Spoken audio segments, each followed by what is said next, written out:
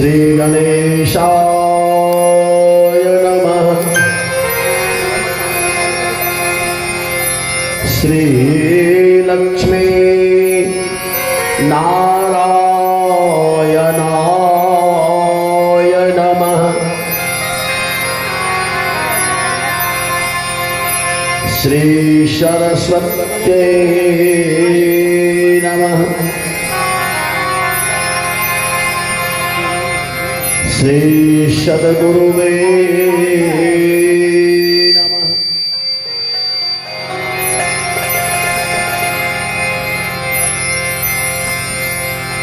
श्री शिवाय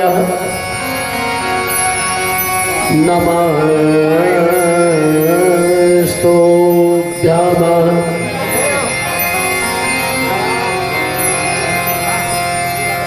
वक्रतुंड महाकाय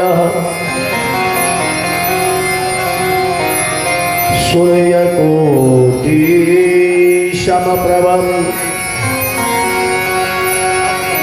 निर्विघ्नं कुरु मे देव। सर्वकार्येषु सर्वदा गजाननं भूतगणाधिसेवितं कपितजम्बूफलचारुभक्षणम् उमासुतं शोकविनाशकारकम् नमामि विघ्नेश्वरपादपङ्कजम्। अखण्डमण्डलाकारं व्यापतं येन चराचरं तत्पदं दर्शितं येन तस्मै श्रीगुरुवे नमः। शान्ताकारं भुजगशयनं पद्मनाभं सुरेशं विश्वाधारं गगनसदृशं मेघवर्णं शुभांगमम् लक्ष्मीकान्तं कमलनयनं योगिभिर्ध्यानगम्यं वन्दे विष्णु भवभयहरणं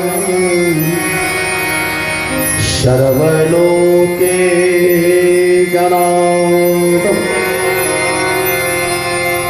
निगमकल्पतरोर्गलितं फलम्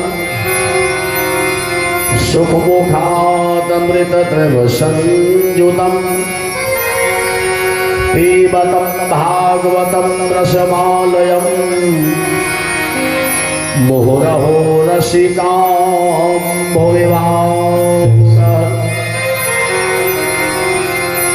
अहो वकीयं स्तनकालकूटं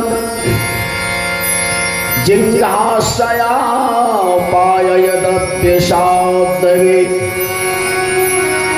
लेवेश्यदिं धातृचितां ततुन्यं कम्बा दयालु शरणं व्रजेऽहम्। सर्वमाङ्गल्ये माङ्गल्ये शिवे सर्वार्थसाधिके शरण्ये त्र्यम्बके गौरी नारायणे नमोस्तुते।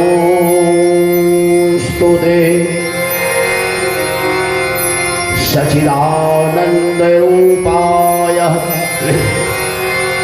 विश्वोत्पत्त्यादि हेतवे तापत्रय विनाशाय श्री कृष्णाय वयं नमः। जय जय श्री राधारमण, जय जय नवल किशोर, जय गोपी चित्त चोर प्रभु, जय जय माखन चोर। कृष्णाय वासुदेवाय देवकी नंदनाय च नंदगोपकुमाराय श्री कृष्णाय नंदगोपकुमाराय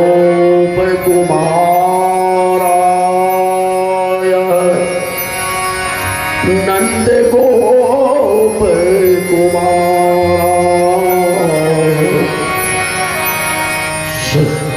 जय जय श्री राधारमण, जय जय नवल किशोर, जय गोपी चित्त चोर प्रभु, जय जय माखन चोर। प्रेम से बोली सिद्धि विनायक गणेश जी महाराज की, आनंद कंद भगवान की, वृंदावन बिहारी लाल की, भक्तवत्सल भगवान की, श्री सुखदेव जी महाराज की, श्रीमद्भागवत महापुराण की, श्रीमद्भागवत भगवान की, नीलकंठ महादेव की, मैया पार्वती की, जगत जननी चंडिका महारानी की, सरस्वती माता की, बाबा धनकुंडनाथ महादेव की, बाबा वासुकीनाथ की, बाबा वैद्यनाथ धाम की, भयहरण बाबा की, कष्टहरनाथ की, राघवेंद्र सरकार की, गौ माता की, गंगा माता की, यमुना माता की, सर्वदेवता की, सर्वदेवी की, अपने अपने गुरुदेव स्वामी की, सदगुरुदेव भगवान की, श्री हनुमंतलाल जी महाराज की। नमः पार्वती पते हर हर महादेव।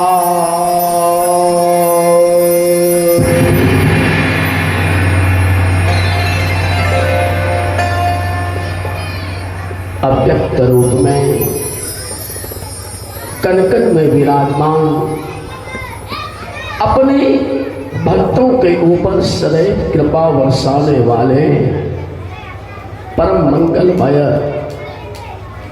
अखिल ब्रह्मांड नायक अकार करुणा वरुणालय भक्तवांछा कल्पतरु गोलोक विहारिणी रास रासेश्वरी श्री राधा रानी के पावन चरणों में कोटि कोटि नमन स्वीकार हो एवं व्यक्त रूप से कथा पंडाल में उपस्थित ममता के अथाह सागर को अपने आंचल में समेटी हुई मेरी माँ, सह छोटी बहन, नन्हे मुन्ने बाल गोपाल, संत समाज, साधु समाज, अतिथिगण, दूर दराज से आए हुए श्रीमद् भागवत कथा के रसिक प्रेमी गण, सबके पाद बिंदु में इस दास का कोटि कोटि नमन स्वीकार हो। अभी तक जो इस कथा पंडाल में सशरीर उपस्थित ना हो सके हो, इस विस्तारक ध्वनि यंत्र के माध्यम से सहायता से अपने घर में बैठकर जो भक्त भगवान की कथा श्रवण कर रहे हो, उन भक्तों के पावन चरणों में भी कोटि कोटि नमन स्वीकार हो। आज आप लोगों को विदित है कि अपने नन्हे नन्हे कदमों के सहारे प्रगति पथ पर चलता हुआ आज सप्तम दिवस की प्रथम पाली की पावन कथा में अपनी हाजिरी सुनिश्चित कर ली है। आज के बाद शेष आप लोगों के बीच मात्र 2 दिन की कथा है। इसलिए इस 7 दिनों में जो श्रद्धालु भक्त, मेरी मां, बहन, मेरे भाई इस कथा पंडाल में उपस्थित न हुआ हो, इस 2 दिन में भी यदि स्वशरीर इस कथा पंडाल में उपस्थित होकर के भगवान की कथा को श्रवण कर लेते हैं, तो पूरी कथा का फल आपकी झोली में मिल जाएगा, ठाकुर जी दे देंगे। हाँ, मात्र 2 दिन बचा है।